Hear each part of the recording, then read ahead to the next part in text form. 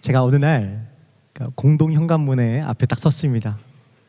한 동이 같이 쓰는 비밀번호 문을 열어야 되는데 3번을 눌렀어요. 안 열리는 거예요. 이상하다. 번호를 몇 번을 눌렀어요. 내가 2번 눌렀나? 다시 또 눌러봤습니다. 또 안 되는 거예요. 근데 하필 그 시간에 오는 사람도 없고 나가는 사람도 없는 거예요. 혼자 속으로 앉아서 생각을 하는 거예요. 나 몰래 아침에 바꿨나? 나 쓰지 말라고 바꿨나? 아니면 바꿨는데 아내한테만 말하고 나한테 말을 안 해줬나? 혼자 5만 가지 생각을 다 하는 거예요. 안 되겠어요. 5분, 10분 지났는데도 도저히 밖에서 나온 사람도 없고 들어간 사람도 없으니까 제가 아내한테 전화를 했습니다. 여보, 있잖아, 비밀번호를 아무리 눌러도 문이 안 열려. 대뜸 하는 말이 왜 이래? 장난쳐? 이러는 거예요. 장난치는 게 아니라 진짜 모르겠어. 이거 아니야? 아니라는 거예요. 그래서 비밀번호를 제가 전화통화로 숫자를 받고 번호를 누르고 집에 들어갔습니다. 소파에 앉았습니다. 혼자 생각하는 거예요. 또 내가 왜 이럴까? 내가 이러지 않았는데, 내가 이런 사람이 아니었는데 혼자 고민을 또 하는 거예요. 제가 고민한 끝에 제가 왜 그랬는지 알았습니다. 하필 그날 명절날 우리 성도님들 어르신들에게 선물을 전달하기 위해서 아파트에 들어갔는데, 아파트 들어가면 어떻게 해야 되죠? 요즘은 다 비밀번호가 붙어 있어요. 동호수를 누르지 않고서는, 호출을 누르지 않으면 절대 열어주지 않는 좋은 시스템에 살고 있습니다. 번호를 계속 누르다 보니까 결국은 제 비밀번호를 잊어버린 거예요. 들어갈 비밀번호를 잊어버려가지고 결국 잊어버린 상태에서 못 들어갔던 겁니다. 어떤 생각이 들었냐, 이런 생각이 문득 들었어요. 다 잊어버려도 예수님의 이름만큼 절대 잊어버리지 말아야겠다는 생각이 들었습니다. 아멘. 우리 앞뒤자로 함께 인사하겠습니다. 다 잊어버려도 예수님의 이름만큼 잊어버리면 안 됩니다. 인사하겠습니다. 다 잊어버려도 예수님의 이름만큼은 잊어버리면 안 됩니다. 오늘 말씀에 보면 12해 동안, 12년 동안 혈루증으로 고생했던 한 여인이 등장합니다. 이 여인의 이름은 등장하지 않죠. 기록되어지지 않지만 이 여인의 성경을 말씀해 보니까 참 고생을 많이 한 것 같아요. 단순히 육체의 질병만 갖고 있는 것이 아니라 이 여인은 마음의 고생까지 있습니다. 지금이야 과학이 너무나 잘 발전되어 있고 의료나 의술이 너무나 잘 개발되어졌기 때문에 얼마든지 이 혈루병 고칠 수 있습니다. 하지만 당시에는 그러지 못했습니다. 오히려 부정적인 시각이 있었습니다. 저 오빠 죄를 져서 그래. 저 오빠 하나님께 지금 징벌을 받고 있는 거야. 때로는 그 여인이 앉는 자리를 레위기서 15장의 말씀에 보면 이렇게 고백하고 있습니다. 부정한 것이다. 그가 만지는 것도, 그가 앉는 자리도 다 부정하다 이렇게 했습니다. 그랬더니 늘 언제나 손가락질 당할 수밖에 없는 이 여인, 얼마나 마음이 아팠을까요? 그런데 이 여인에게 기쁜 소식이 들려졌습니다. 바로 메시아 구원자이신 그 예수님이 어떤 분인지에 대해서 그가 소식을 듣게 됩니다. 그리고 그 동네에 예수님이란 존재가 찾아오게 되셨습니다. 그런데 그 예수님을 만나는 그 순간 예수님께서 그 여인을 바라보시면서 이렇게 말씀하십니다. 딸아, 구원을 얻었다. 평안히 가라. 라고 말씀하십니다. 우리 사랑하는 성도님들에게 축복하길 원합니다. 주님이 우리를 구원하셨습니다. 아멘. 주님께서 우리를 평안히 가라 말씀하십니다. 아멘. 우리의 삶의 자리 가운데 평안이 없습니다. 두려움이 있습니다. 갈망이 있습니다. 매일매일 위태합니다. 하지만 주님께서 오늘 다시 한번 우리에게 말씀하십니다. 아들아, 딸아, 평안할지어다. 아멘. 그렇게 주님께서 말씀하세요. 그렇다면 지금 예수님께서 걸어가시는 모든 그 발자취 가운데 많은 인파들이 지금 모여 있습니다. 근데 왜 하필 그 여인만 고침받게 되었을까요? 오늘 말씀에서 힌트를 얻게 됐습니다. 그것은 무엇이냐? 두려움을 떨쳐내고 믿음으로 나아갔다는 것입니다. 아멘. 이 여인은 지금 혈루증을 앓고 있습니다. 많은 사람들이 그동안 이 여인을 바라보면서 부정하다, 나에게 가까우지 말아라 했습니다. 그렇더니 이 여인의 마음은 어땠을까요? 그래, 나는 부정한 사람이야. 그래, 나는 이것밖에 되지 않아. 늘 그런 마음을 갖고 있을 수밖에 없습니다. 자, 그런데 그 여인이 용기를 내죠. 수많은 인파를 떨쳐내고 뿌리치고 그 안으로 들어갑니다. 그리고 예수님의 옷자락에 그가 손을 대기 시작합니다. 이 여인은 용기를 내는 것입니다. 우리 인생도 우리의 삶도 마찬가지입니다. 다 각가지의 삶의 두려움들이 있으시죠. 인생의 삶에 용기를 내야 할 부분들이 다 있습니다. 학생은 학생별로, 어르신들은 어르신들로 다 각기 각자의 그 삶의 인생에서 이것만큼 극복해 가야 되는데, 이것만큼 내가 이겨내야 되는데, 그런 마음들이 다 우리에게는 누구나 다 있습니다. 저 역시도 있습니다. 저희 어머니께서 정말 저를 너무 사랑하셔가지고, 제가 국민학교 때, 다 국민학교 출신 말고 여기는 국민학교 출신이신 것 같아요. 그죠? 요만큼은. 저 근데 요만큼은 또 아니신 것 같은데, 국민학교 때 저희 어머니가 저를 너무나 사랑하신 나머지 학원을 11군데를 보내셨어요. 놀라셨죠? 지금 말하면 뺑뺑이인 거예요. 뺑뺑이. 제가 하다 어디까지 간 줄 아세요? 여러분 주산 혹시 배워보셨습니까? 주산? 전 주산도 해봤어요. 제 마지막으로 제 마지막 제가 학원이 어딘 줄 아세요? 서당 들어오셨어요? 서당? 서당까지 간 사람입니다. 너무 이해가 안 됐어요. 물어봤습니다. 어머니, 왜 제가 서당까지 가야 합니까? 제가 그렇게 멍청합니까? 제가 그렇게 한심합니까? 제가 여쭤봤어요. 아니, 제가 7살에 학교 들어갔거든요. 7살에. 그러니까 어머니 보셨을 때는 이 아이는 똑똑한데 어떻게든 더 키워보고 싶은 거예요. 똑똑한 아이를 더 똑똑하게 만들고 싶은 거예요. 그런데 그거는 본인 생각이죠. 하나님 생각은 아닌 거예요. 그런데 제가 여쭤봤어요. 어머니, 제가 왜 서당까지 가서 그 이상한 남자들과 함께 앉아서 수염 길지, 상투 틀었지, 계곡에 앉아가지고 말도 안 되는 소리를 내면서 저 하고 있는 저 사람들 곁에 왜 저를 보내셨습니까? 묻자 어머니 이렇게 대답하시는 거예요. 한 가지라도 뭔가 좀 잘했으면 좋겠다. 한 가지라도. 잘하고 있는데도 불구하고 한 가지가 어머니 눈에는 너무나 부족해 보이시는 거예요. 결국 전 그거 보내시는 거예요. 여러분, 우리의 인생의 삶에 걱정스러운 일이 있으시죠? 자녀를 보면 걱정스러워요. 내 앞날의 길을 보면 걱정스러워요. 내가 50대, 60대, 70대 이런 계획과 이런 목표를 세웠는데 정말 내가 이뤄낼 수 있을까? 내 노년의 인생 정말 아이들이 책임져 줄 수 있을까? 그런 두려움들이 다 누구에게나 있습니다. 하지만 분명한 것은 오늘 주님께서 이렇게 말씀하고 있습니다. 믿음이 너를 구원했다라고 주님 말씀하고 있다는 것입니다.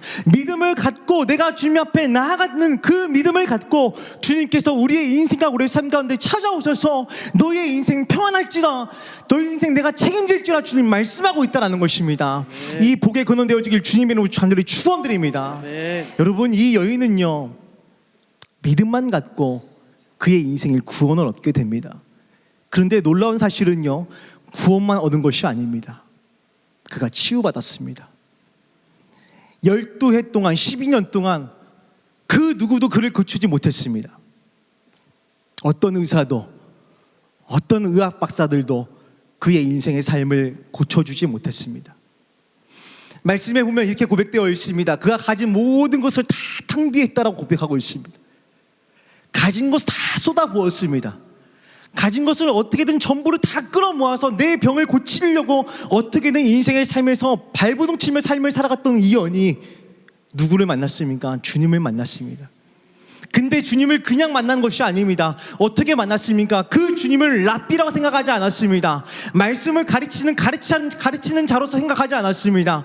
저분이 나를 구원할 자, 저분이 나를 메시아로 그가 믿었기 때문에 그가 고침받은 줄 믿습니다. 아멘. 사랑하는 성도님들, 우리의 인생, 우리의 삶 누가 고치십니까? 누가 회복하여 주십니까?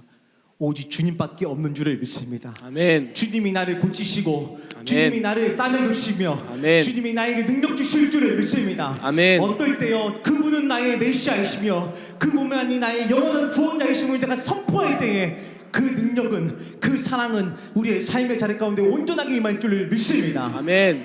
그렇게 12해 동안 혈루증 앓던 그 여인이 많은 인파를 뿌리치고 들어가서 그 예수님의 그 옷자락, 그것도 아주 슬며시 손을 대는 거예요.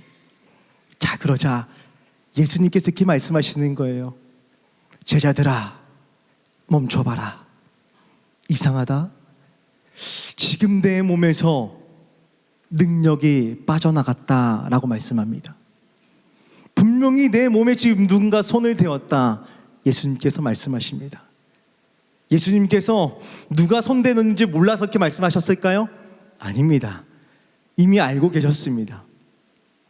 예수님께서 내 손에 누군가가 내 몸을, 내 옷깃을 분명히 손대었다라고 말하자 12명의 제자 중에 한 사람 베드로가 이렇게 이야기합니다. 예수님, 무슨 소리 하시는 겁니까? 지금 예수님 보기 위해서, 예수님한테 기도받기 위해서, 예수님께 안수받기 위해서 많은 인파가 이렇게 모여있는데 예수님, 그냥 지나가다가 어떻게 그냥 단 것 같습니다. 그러니 그냥 지나가시죠. 그러자 예수님께서 이렇게 말씀하시죠. 아니다. 지금 분명히 내 몸에 손을 댄 한 사람이, 그 사람이 치유받았다, 고침을 받았다, 내 몸에서 분명히 능력이 나갔다 라고 주님이 선포하십니다. 그런데 그 예수님의 그 눈빛은 누구를 향해 있었을까요? 그 한 여인을 바라보면서 있었다라는 것입니다. 예수님은 다 알고 있었어요. 이미 예수님의 그 능력, 누가 손댄 것을 다 알고 그 여인만 바라보면서 그 여인을 향해서 이야기하고 있는 것입니다. 그 여인이 고침받은 것을 이미 예수님은 다 알고 있었다는 거예요. 이 여인은 감출 수가 없는 거예요. 뭐를요? 예수님께서 분명히 다 알고 계신 것을. 그리고 나를 바라보면서 얘기하시는 그 예수님의 음성 앞에 어떻게 고백하고 있습니까? 꿇어 엎드려 그가 예수님 앞에 내가 고침받는 것을 있는 그 모든 사실대로 이야기를 하고 있다는 것입니다. 사랑하는 성도님들, 우리 인생에 우리의 삶 숨기는 것들이 너무나 많죠. 때로는 사람들에게 덕이 되지 않아서 숨기는 것들이 있습니다. 때로는 감추는 것들이 있습니다. 덮어지는 것들이 있습니다. 하지만 분명한 것은요, 우리 인생과 우리의 삶 가운데에 하나님 앞에 숨기는 자가 아니라 하나님 앞에 고백하고 하나님 앞에 드러내고 하나님 앞에 꿇어 엎드려 기도하는 하나님의 그 고백에, 우리의 고백에 하나님께서 다시 한번 우리 인생과 우리의 삶 가운데 평안과 자유와 회복과 능력을 더하실 줄 믿습니다. 아멘. 사람은 속일 수 있어요. 근데 분명한 것은 하나님은 결코 속일 수가 없다는 것을 우리 그리스도인이 분명히 믿어야 한다는 것입니다. 아멘. 제가 어느 날, 지금 둘째 녀석이 없어가지고 이야기할 수 있는데, 둘째가 그렇게 저한테 막말을 해요. 여러분, 지금 막말을 한다고 제가 표현을 했는데, 이 막말이라는 표현이 여러분 짐작이 좀 안 가시죠? 정말 심할 정도로 저한테 그렇게 해요. 이 자식이, 이건 기본이에요. 제가 현관문 이렇게 눌러서 들어가잖아요. 그러면 요 녀석이 소파에 누워가지고 왔어? 이제 9살이에요. 기가 차요. 그런데 그 아들 너무 사랑스러운 거예요. 물론 제가 집에 들어가면 전 평상시에도 좀 그러려고 많이 노력을 하는데, 넥타이 딱 풀고 집에 딱 들어가자마자, 현관문을 들어가자마자 저는 목사라는 직책의 이 가운을 벗습니다. 당연히 남편이 돼야 되고 아빠가 돼야 되죠. 집에 들어가자마자 나는 거룩하니 무릇 또하라 이러면 될까요? 안 되죠. 안 쫓겨나면 다행인 거예요. 그래서 늘 언제나 집에 들어가면 탁 벗어내고 아들과 놀습니다. 야, 우리 아빠랑 한번 레슬링 한번 할까? 아빠랑 한판 할까? 막 잘 사이좋게 지냅니다. 그러니까 그 아이가 바라봤을 때는 아빠는 그냥 친구 같은 존재인 거예요. 때로는 제가 정말 엄하게 교육하고 훈련시킬 때는 훈련합니다. 그러니까 아이가 놀 때와 훈련 받을 때와 공부할 때는 다 아는 거예요. 근데 그 아이가 저한테 그러는 거예요. 아빠가 있어서 참 좋아요. 아빠가 있어서 오늘 참 행복해요. 이러는 거예요. 그러면서 저한테 꼭 와서 아빠 안녕히 주무세요. 이렇게 하고 딱 들어가요, 늘. 제가 어떤 생각이 드는 줄 아세요? 오늘 말씀에 보면 하나님, 예수님께서 이렇게 고백하는 거예요. 딸아, 너의 믿음이 너를 구원했다라고 고백하세요. 저는 오늘 아까 이게 올라오기 전에 이 말씀 다시 묵상하는데 그렇게 눈물이 나는 거예요. 딸아, 평안할지어다. 이 아들은, 저의 아들은 이 아빠라는 존재를 끝까지 믿고 있습니다. 아빠라는 존재가 결코 떠나거나 결코 나를 버리지 않은 것을 분명히 확신하고 있습니다. 그리고 아빠를 의지하죠. 사랑하는 성도님들, 우리가 어느 순간 어른이 되었습니다. 누군가를 지켜야 될 그런 존재로 삶을 살아가고 있습니다. 그러다 보니 우리 인생과 우리의 삶이 나 자신, 나조차 하나 정말 이겨내기 너무나 힘이 드는데 누군가를 지켜내려 하다 보니까 끊임없이 내가 내 스스로가 내 지혜를 갖고 내 판단을 갖고 내 계획을 갖고 내 인생의 계획들을 설계할 때가 너무나 많습니다. 근데 오늘 이 여인을 보면 그렇게 이야기하지 않습니다. 모든 전적인 자신의 인생과 자기의 삶을 다시 한 번 더 구원자 메시아 앞에 내 모든 것을 쏟아부으니 예수님께서 이렇게 말씀하시는 거죠. 딸아, 평안할지어다. 아멘. 이렇게 축복하길 원합니다. 우리 사랑하는 성도님들의 인생과 그 삶 가운데 평안이 있을지어다 주님 말씀하고 있습니다. 아멘. 가정과 일터와 삶의 현장 가운데 평안이 있을지어다. 아멘. 두려움이 있는 모든 것들 가운데 평안이 있을지어다. 아멘. 기적을 바라고 기적을 소원하는 그 모든 것들 가운데 평안이 있을지어다. 아멘. 주님께서 그렇게 말씀하고 있습니다. 여러분 두려워하지 마세요. 아멘. 세상으로 이제는 우리 나가야 합니다. 세상은 끊임없이 우리를 힘들게 합니다. 얼마 전에 제가 전화 통화를 좀 받았습니다. 어느 한 집사님께 저한테 그렇게 말씀하시는 거예요. 목사님, 너무 힘이 들어요. 견뎌낼 힘이 없습니다. 여기서 끝낼까 봐요. 그렇게 말씀하시는 거예요. 제가 같이 기도했습니다. 집사님, 내 생명 다하는 그날까지 주님만 바라보시는 귀한 은혜가 있으셔야 합니다.